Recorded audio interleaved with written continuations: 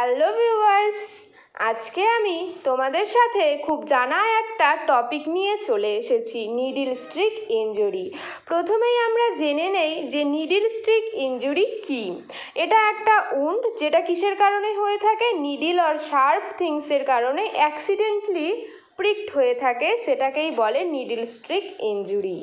এখানে আমরা তারপর দেখে নেব who is more at risk, কাদের সবথেকে বেশি রিস্ক থাকে নিডল স্ট্রিক ইনজুরি হওয়ার।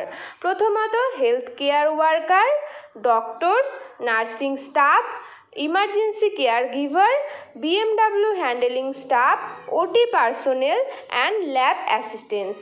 এদের কিন্তু খুব বেশি পরিমাণে নিডল স্ট্রিক ইনজুরি হওয়ার চান্স হয়ে থাকে। এখন আমরা জেনে নেই হোয়েন ইট অকার, কখন হচ্ছে এটা।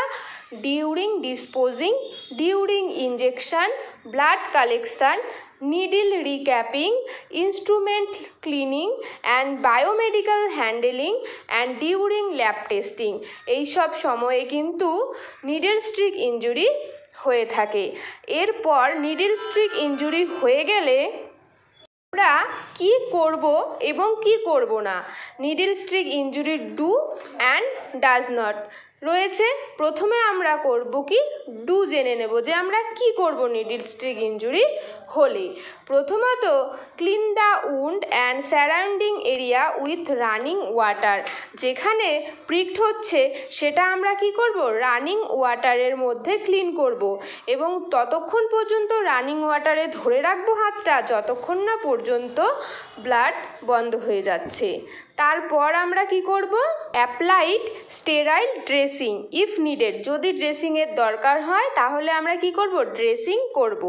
তারপর inform to the higher authority for further action, এটার জন্য আমরা কি করব, তারপর আমাদের হায়ার অথরিটিকে ইনফর্ম করব। যেমন প্রথমত আমরা ইনচার্জকে ইনফর্ম করব, তারপর কি করব, এইচআরকে ইনফর্ম করব।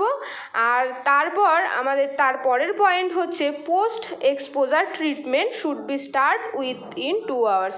2 আওয়ার্সের মধ্যে আমাদের কি করতে হবে, পোস্ট এক্সপোজার ট্রিটমেন্টটা স্টার্ট করতে হবে। তারপর আমি তোমাদেরকে বলবো ডাজ নট, কি কি করা যাবে না। প্রথমত do not use any antiseptic like কি প্রোভিডিন, বেটাডিন, এগুলো ইউজ করা যাবে না। তারপর কি করা যাবে না, ডু নট স্কুইচ দ্য ফিঙ্গার, ফিঙ্গারটা স্কুইচ করা যাবে না বা কোনো প্রেস করা যাবে না। তারপর কি করা যাবে না, do not take finger on mouth, finger মাউথের ভেতরে কিন্তু পুট করা যাবে না।